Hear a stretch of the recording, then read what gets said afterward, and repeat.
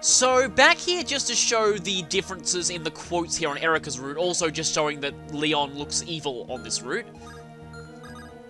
So, still, Erica is the only one who gets a special boss conversation on this route, so it's only the Lord that is the route you're on. I'm kind of surprised they didn't give Ephraim a special quote on Erica's route, or Erica a special quote on Ephraim's route, but that's how it goes. Anyway, they are the only person who has a special boss conversation in this fight.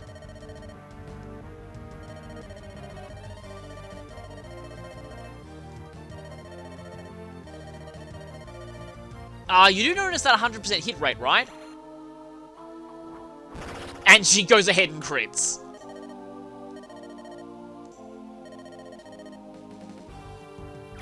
Now, I might as well show the cutscene afterwards too, because that's also considerably different on Erica's route.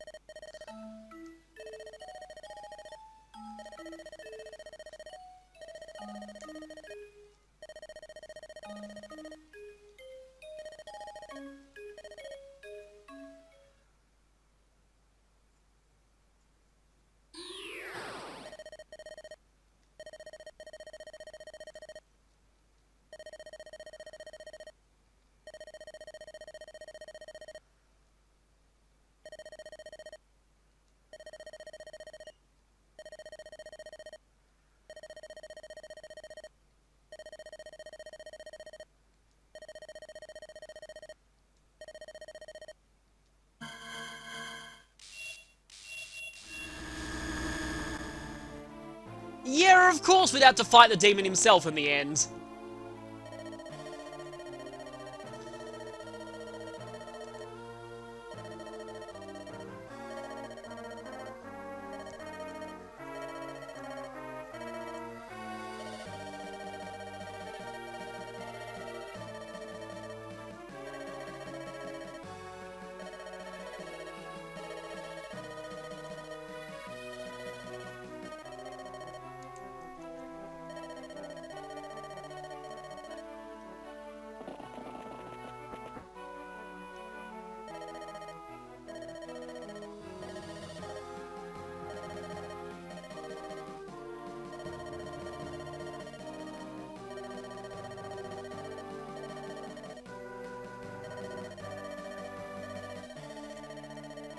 So, in other words, we're suddenly going Persona, and this artifact is powered by the power of friendship.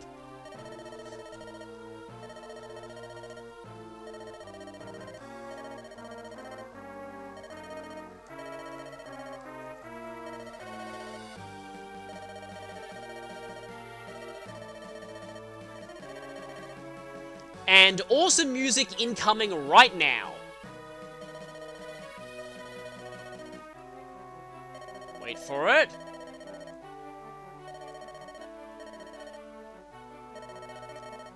We have the power of friendship!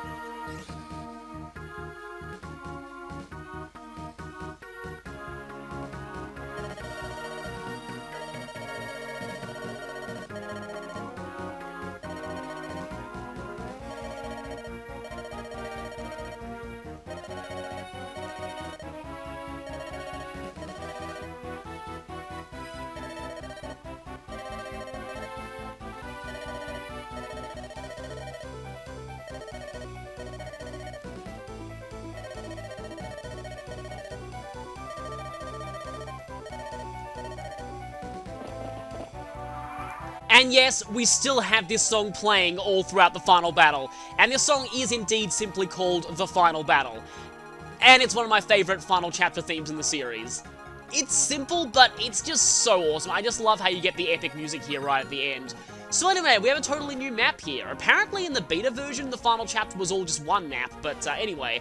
And we have the boss, who actually has a name? Yeah, the Demon King's name is Formortus. It's never been mentioned until now, but yeah. Also, his class is Demon King, and we can't see his HP. It's another case of readings off the scale, but it is somewhere in the vicinity of over 120-ish. But yeah, it can't fit on the screen. And those stats are pretty impressive, and as you can see, they're made even higher by the weapons that he has equipped. Obviously, his affinity is darkness, that's kind of funny. So, the Demon King has 3 weapons. Demon Light, which has 1 to 3 range, which is pretty traditional for Fire Emblem final bosses, so whatever you use, you're gonna get counterattacked, well, except for bolting or something. Now, this looks like it's magical, but it's actually physical, so remember that. Ravager is kind of amusing. Basically, it's just the Demon King punching you in the face.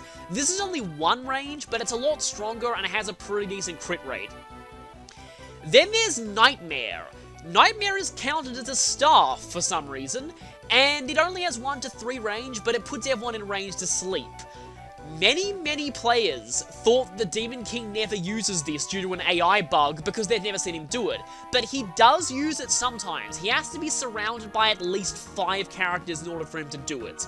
So, yeah, that is how that works. Also, fun fact about Nightmare, it's coded to give a bonus of +5 defense and +5 resistance when equipped, except that you can't equip staves, so it doesn't do anything. That's kind of weird. So anyway, he only has 2 movement though, but that's made up for by his 1 to 3 range. Also, he has a ton of defense. If you use any basic weapon against him, like say this silver sword, nothing.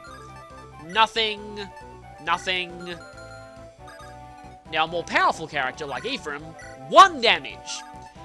So, yeah, that's a lot of defense, you're not getting through that easily. However, the Demon King does have 1 Achilles heel, and it's actually not the power of friendship. It's the Sacred Twins. They do absurd amounts of damage to him, as you can see here. So, due to the fact that you have access to weapons that are effective against the Demon King on pretty much everyone in your army, this is one of the easiest final bosses in the series, in a series that's known for having really easy final bosses. So that's really saying something. The Demon King, if you do things right, goes down very quickly. Also, there's his Nightmare range, because you can press A to switch from attack to staff range. Originally, I was considering trying to show what taking him down without Sacred Twins looks like.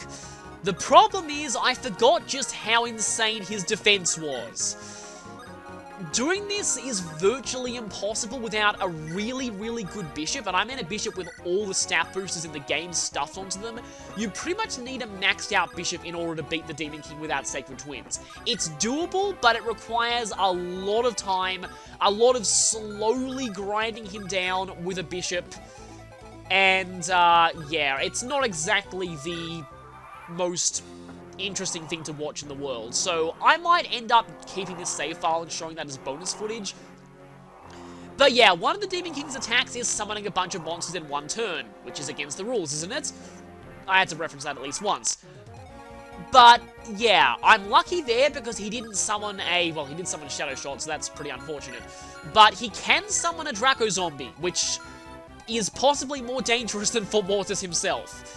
I've seen him do that before, trust me, and it is really annoying and terrifying. However, also remember Luna. Now, its hit rate against him is awful, and it's going to get you doubled into oblivion, but it does do quite a bit of damage.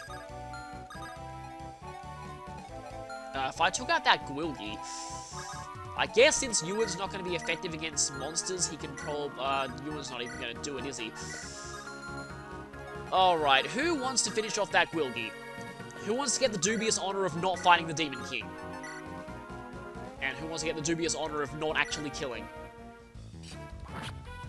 Also, still getting the normal battle theme here. Sometimes the Demon King does summon Entombed, so if you want to grind experience, you guess, could try, but it's really not that necessary at this point in the game. The Demon King is relatively easy even with grinding, so... I mean, even without grinding, so... It's really not essential. I guess I haven't even demoed Gleipnir, so I might as well show this. I've probably got to kill the Demon King now, because otherwise Ewan is doomed to be doubled into oblivion. But yeah, here's Gleipnir. Not quite as cool looking as Leon's Tome. And also not effective against monsters, so it's not that great of a spell.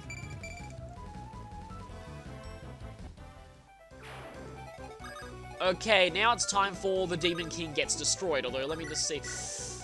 Yeah, see, even with Divine, you do barely any damage to him. You need a Camp Bishop, and you need to sometimes get lucky with criticals as well.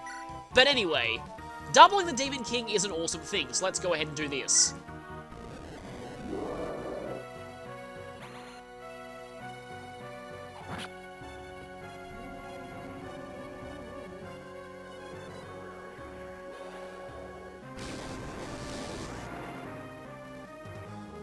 This song is simply called The Return of the Demon King. It's pretty much exactly what it says on the tin. Oh, and hey, your HP can actually be displayed now. But it's still kind of a cool song. Okay, yeah, you can reach all the way around to the back, so I'm fine using, someone else here. Let's see. 13 times 2. Okay, does Luke get instantly killed? Please tell me she doesn't. She instantly gets killed. Great. Yeah. Angelic robes are probably good at this point in the game. And unfortunately, Ross can't get into Garm range. Because he'd do quite a lot of damage. Ephraim doubling with Sigmund, though, is kind of ridiculous. And it's even more ridiculous when you remember that Sigmund actually got nerfed in the English version. I'm going to go ahead and give Vidofnir over to Cormac, just because Cormac has the highest strength stat. Ah, that 2% crit rate, though. I really don't like that, but I may as well go for it. And yeah, the song cuts straight to the post-intro part now.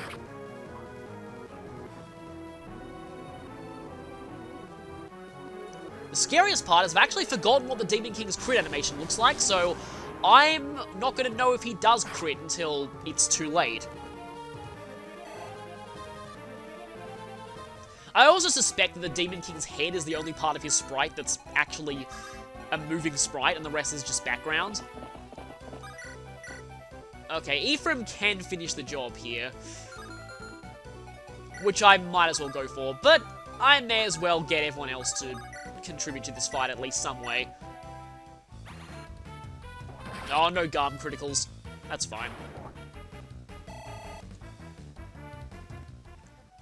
Okay, so you're dead. I will just, do I need to Excalibur? Yes, I need to Excalibur you. That's a shame, but let's go for this anyway. Like I said, I just want everyone to contribute to this fight. I wish Ephraim had a better hit rate, but I'm gonna have to go for it.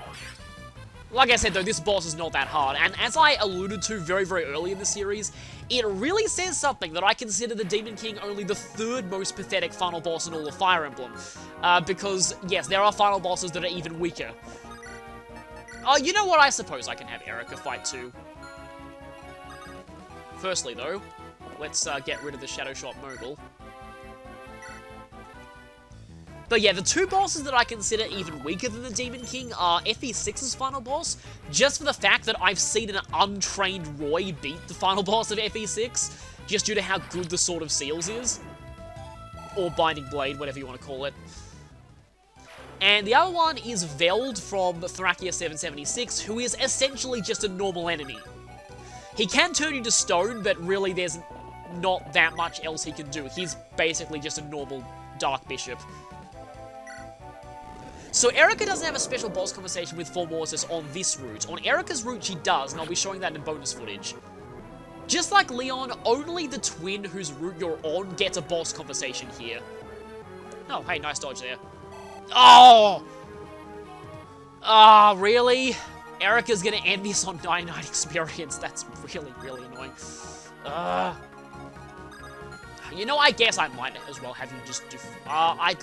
I'd like to save Fortify for the end. I might as well just use, Okay, go and heal your husband, or with physic at point-blank range, but that's fine. Like I said, I want everyone to at least do something in this fight.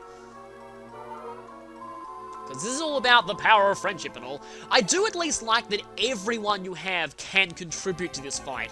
There are a lot of Fire Emblem final bosses where only one person really stands a chance against them, so they're basically just a main character solo run. I mean, the Demon King isn't the most challenging of final bosses, but it is fun to just go to town with everyone in your team. Also, yeah, I love all the final battle quotes, although one of them is actually pretty amusing. I'll talk about that in the credits.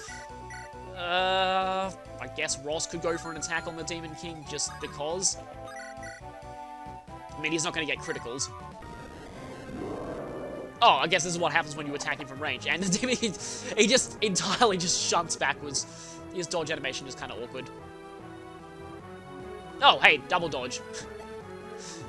We ended the fight. Although now, hopefully, we really end this. Oh, hey, I only need to hit once. That's great. Let's do this. That's the only thing Ephraim has to say here. Pretty much to the point. Let's finish this, Ephraim. Be careful, you almost met the tip of his... Oh, wait, you already did.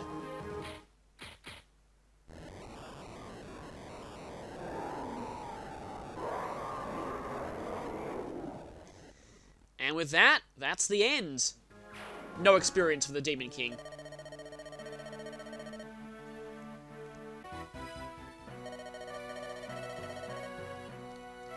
So, this is the special boss quote for Erica's route. Just like on Ephraim's, she is the only one who gets special boss dialogue period with the Demon King.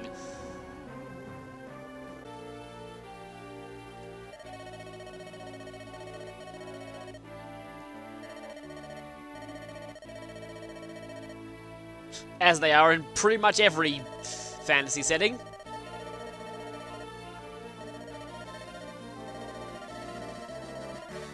Well, that was kind of convenient. You probably should have mentioned that that would make the Demon King unable to come back sometime earlier.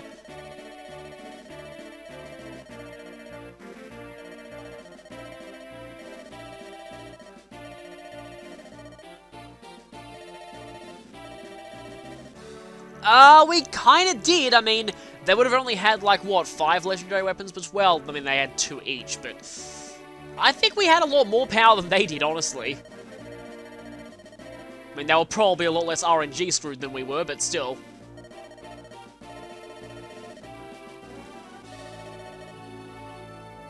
So this bit is pretty cool. We get a little brief sequence with characters from each region, characters that have some kind of connection. There was something very similar to this in New Mystery of the Emblem, so I kind of like this.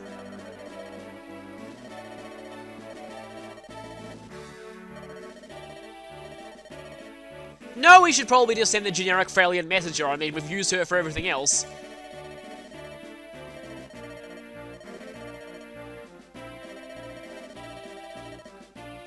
And that's the only line Cyrene gets. She just barely gets any screen time or dialogue at all, doesn't she? I do like her supports with Gilliam, though.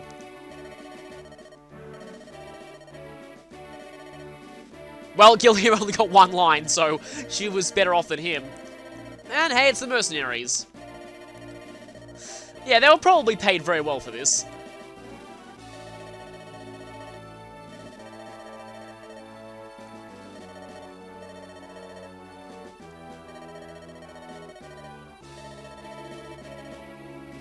Yeah, this is mentioned even on Ephraim's route, where you never directly see it. Yeah, I'm sure it'll work out. I mean, you know, it's not like, the prince is gone. I mean, he could be standing right behind you right now, maybe.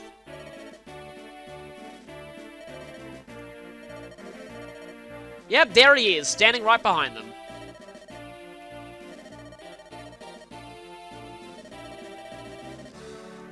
I like this sequence for the Grotto characters, because it really does show, you'll see after this,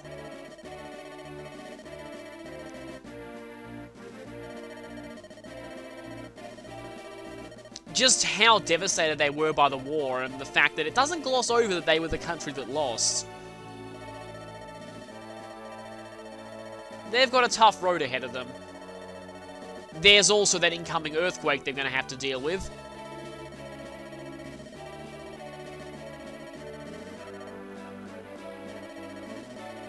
And these three.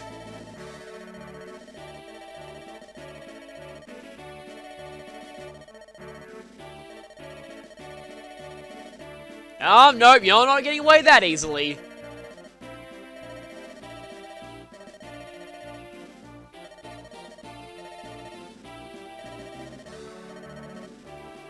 So the trio stays together. And he says sigh out loud, just like a certain Pegasus Knight.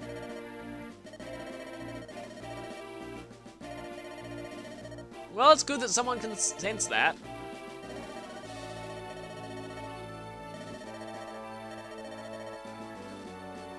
And so Mia gets to return home, and they're leaving someone behind. And we haven't seen these two talk in a while.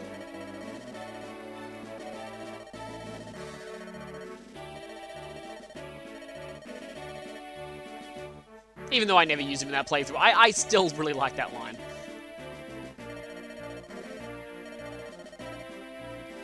Yeah, you opened a lot of chests.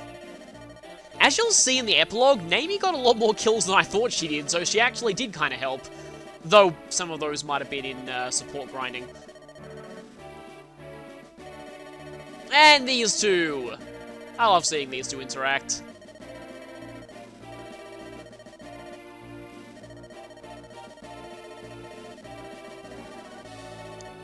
And as weak to Sacred Twins as they described.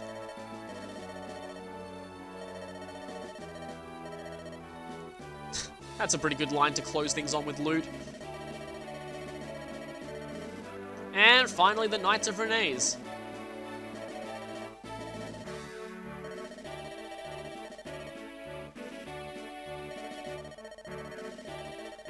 I'm actually not sure how these scenes go if anyone's died, because I've never got to the end with without restarting after death, so yeah.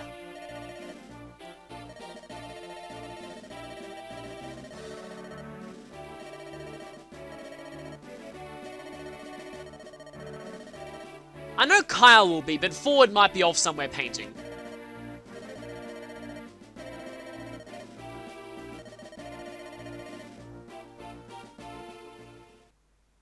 And so we get an opportunity to save in order to make an epilogue file. You see that I already have one. It's important that I do make an epilogue file here, not only for the post-game, but also for unlocking something that I might want to show. So I'm gonna go ahead and... which one should... yeah, I'll save over this one.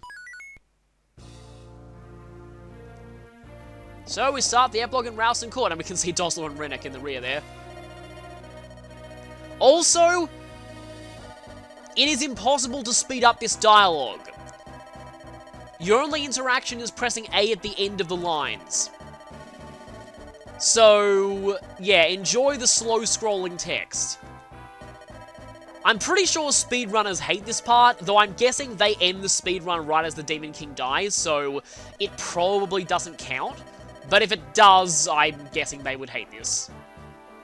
And technically speaking, you end speedruns on the last player input, so... wouldn't that be the last A button press for this dialogue? Oh, this, I believe, is actually an Ephraim exclusive scene. I really hope it's not replacing the Johanna one, because if it is, then I'm going to have to record more footage back from Erica's route, because, I want to show the Johanna scene.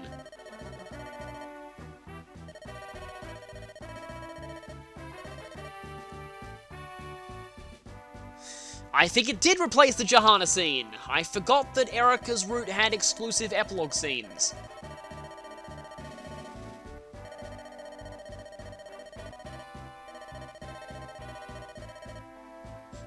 Because we don't need existence, but you sure do. Inez's motto.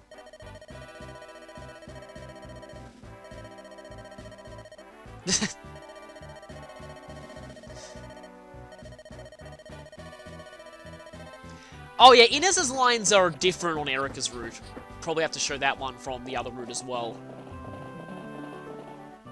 So, here's the aforementioned Johanna Hall scene that's only on Erica's routes.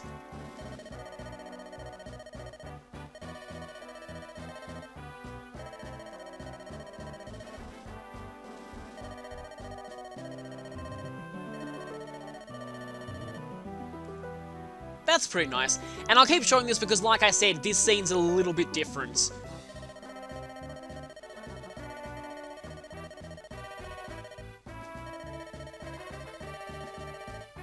I mean, this part's the same, but it's about to change.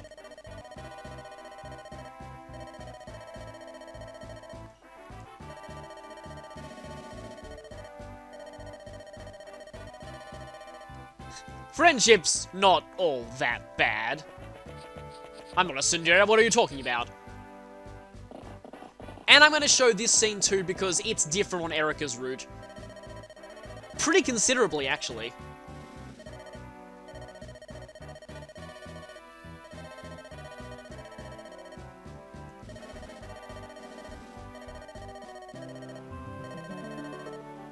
Kind of funny they don't mention this on Ephraim's route. It's kind of important that you seal the stone that banished the Demon King away. Erica, you do realize this line of thinking is the exact thing that got Leon into this mess to begin with? Please don't tell me going down that road.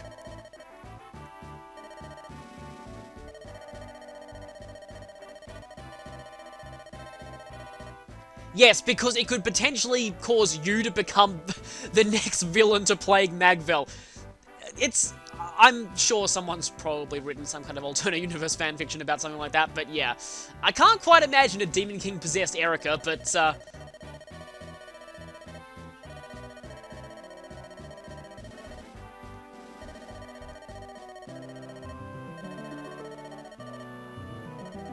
I like this part. I'm kind of annoyed that this part wasn't in Ephraim's route. Especially this bit.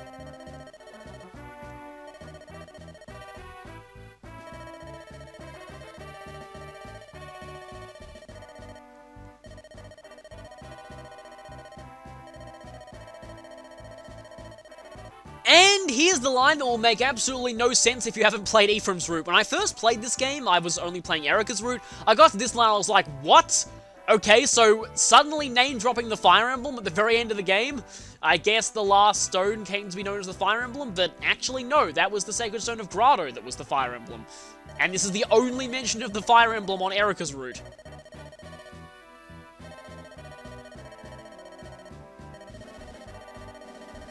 Especially not ones that have demons sealed inside them.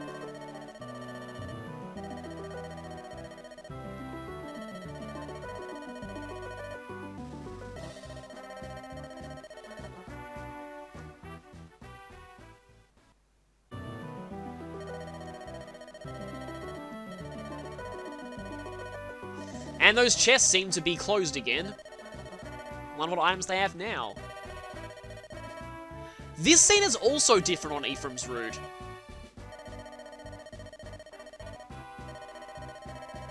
Yeah, so that huge, well, landslide, not an earthquake, but yeah, the disaster that they foretold. This isn't on Erica's route because you never saw that flashback, so you didn't know about it.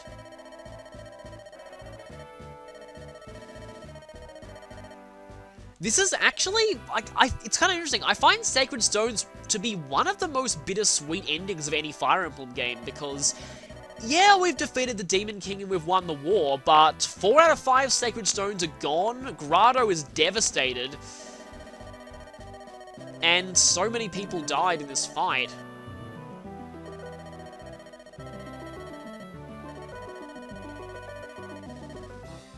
Yeah, we've got to do that in his stead.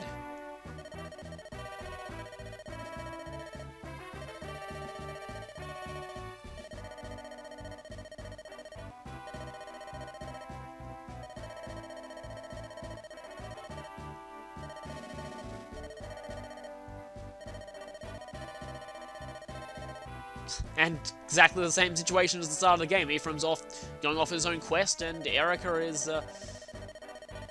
behind waiting for him.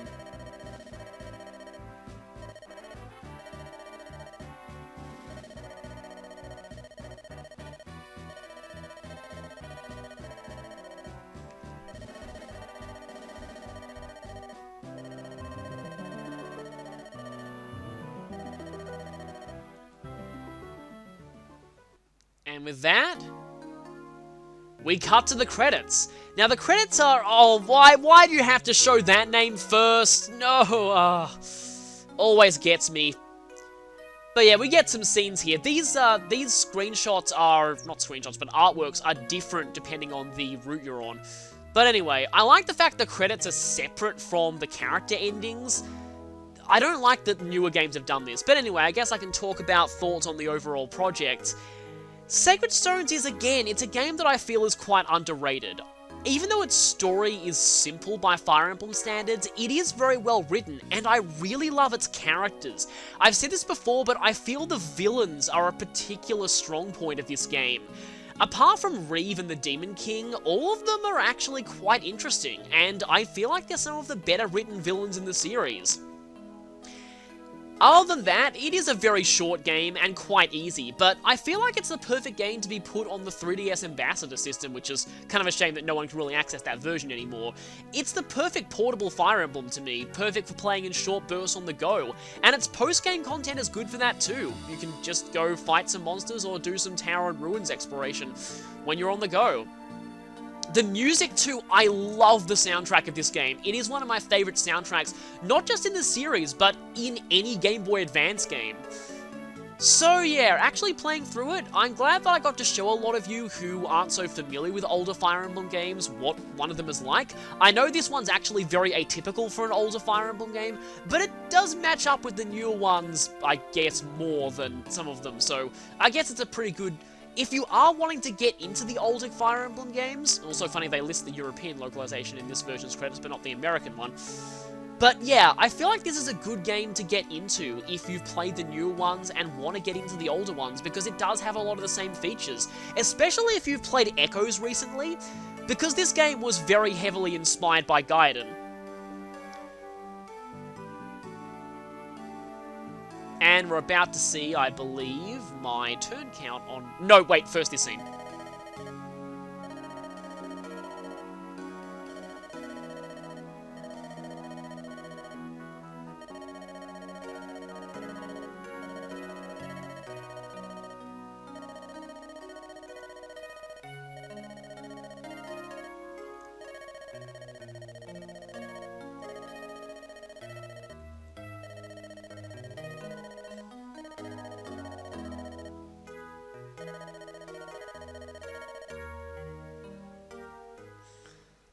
They have to get you the feels right at the end. Of course, there's also Leon. Also, I love this song so much. But first, let's see which chapters I took an enormous amount of turns on. Fort Rigwald, wow. Yeah, that was pretty painful. Father and son, quite a lot of turns. It doesn't look like there's any enormously inflated turn counts. Okay, so if you wanted to see the Erica route turn counts, because there are a lot of exclusive chapters that I only did on this route, I guess I'll show them now. So yeah, there's Distant Blade, Revolted Karkino, etc. Queen of the White Dunes, 31 turns, wow. 37 turns on Ruled by Madness. Again, compared to low turn count, it's pretty terrible, but I don't really care about that. As long as I don't have like 50 turns on any one chapter, I'm okay. So, we get the endings. Something interesting about the character titles in this game.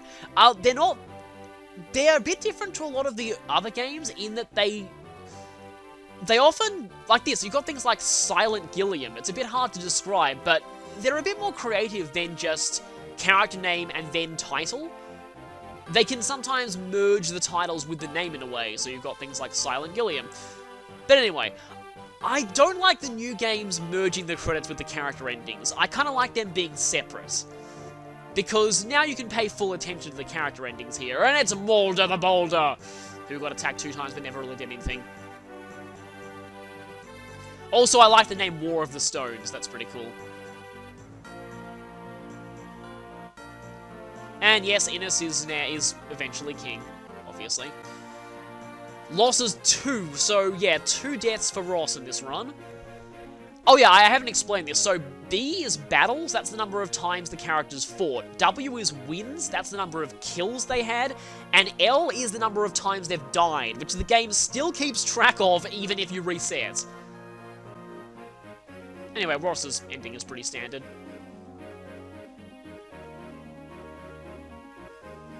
And yeah, this is why I love this song so much. It's a medley of every map theme in this game, and seeing how much I love the map themes... for it. Here's Truth, Despair, and Hope. Also our first paired ending. Colm died twice too. So yeah, this is your pretty standard, these two got married. This is kind of interesting because if Colm is unpaired, he actually still stays a thief. And they have 2 kids, so possible Sacred Stone sequel, maybe? We'll see.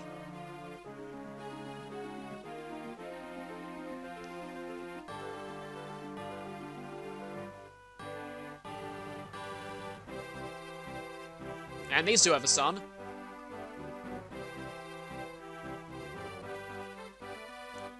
And she's back to her usual habits. Their paired ending's pretty nice. Oh, speaking of great paired endings, this one.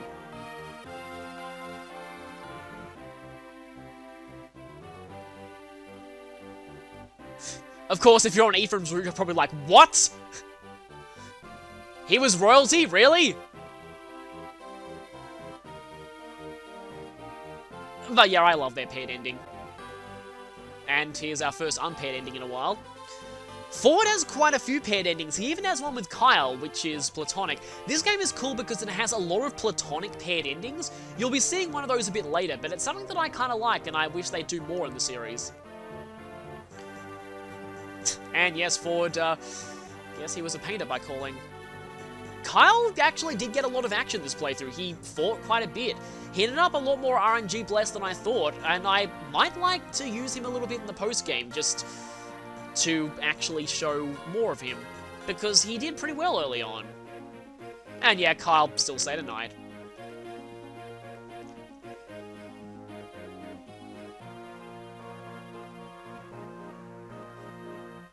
I'm trying to remember where Innes died. That might have been in a practice run.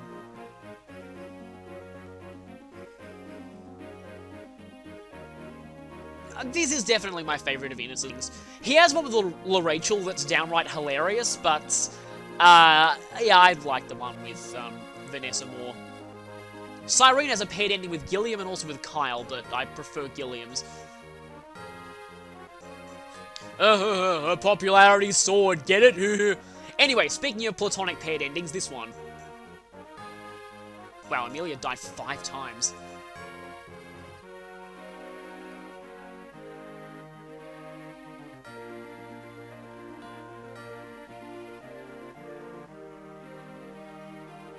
That is one of my favourite paired endings in this game. And Noel, who has everything, because he never did anything. I do use Noel sometimes. I find him okay as a summoner. Something I find also interesting is that his hair color is kind of similar to Leon. But, yeah, don't know if that implies anything or not. And, yeah, he disappears, never to be seen again. At least it's not like, FE3 had about a quarter of the cast disappear, never to be seen again. Cormac, I believe, had the biggest ratio of wins to battles out of anyone in my team. He's just that good. And yeah, it seems like he renounced his knighthood somehow. Kinda wish I used Rachel more, but that's what the post-game's for.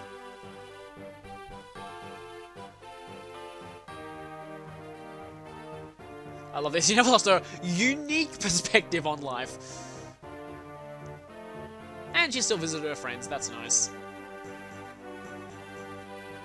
Okay. Oh, yeah, see, Dosler of the Steady Axe. So, yeah, they do a lot more creative things with titles than they do in other games. But anyway, so the thing that I wanted to talk about here is Dosler's final battle quote is, "Gwahaha, same goes for me." So, this can be hilarious depending on who it comes after. It's meant to come after Rachel's quote, but if you put it after Lute, for example, she's like, "Oh, is that the Demon King? I've read all about him." And Dosler's like, "Wahaha, same goes for me." And I'm thinking, Dosler, I didn't know you read. I didn't know you could read. And this paired ending is great. Not paired ending, this ending is great. He didn't escape the princess, but admittedly, he didn't try very hard.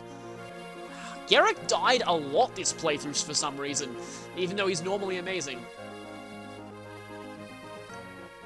And yeah, this is a bit of a more subtle romantic ending, but this last line though, I don't know what to think about that. I don't know if it means domestic-wise, or if it means, certain other married couple matters. I don't want to... Yeah, that's kind of depressing if it ended up like that, but anyway, I still like that pairing. Yeah, I thought Ewan would be next. I guess Ewan got, like, almost exactly a third of his battles being kills.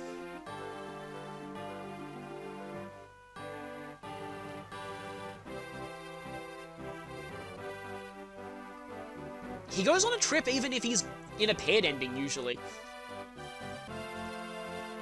Actually, I mean, Soleil probably had, that's a pretty high ratio of kills to battles, but I didn't use him all that much, so it's...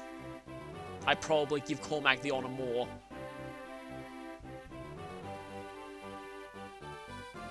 Well, once again, it's nice that people come to visit. It's gonna be Mia. Yeah, it's Mia next. 20 wins out of 28 battles. She usually one-shots things. I should mention Mia actually has a paired ending with Ephraim. That one's also platonic, and it's quite a nice one.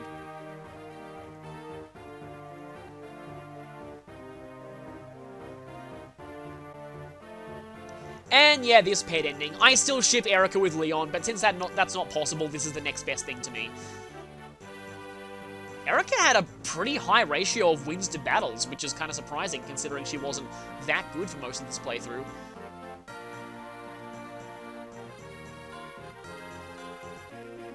Yes, of course it would. And now we have these two. Oh, Tana dying once was that 3% critical, yeah. Innes protested vocally. And the last line of this I really like. I should mention, just the elephant in the room, Erica and Ephraim do have a paired ending, but it is platonic. A lot of people like to spread rumors that it was romantic in the Japanese version and they censored it in the English version. Nope. It's a pretty direct one-for-one translation of the Japanese paired ending, which was entirely platonic. So, yeah, no. And that is the end. So I still have a lot more to show with this game.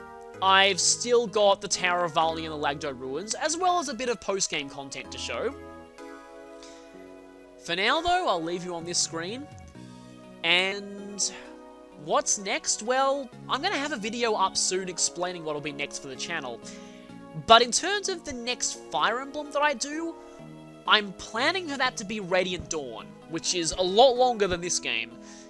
You might know that Radiant Dawn was originally going to be the one that I did after Fates, but then Echoes came out and I felt this was more appropriate. But I am glad that I did this one now. I really do enjoy this game, even if its RNG suddenly decided to rear its ugly head and really hate me for once in its life. Because normally I don't get this unlucky at this game. I don't know what happened.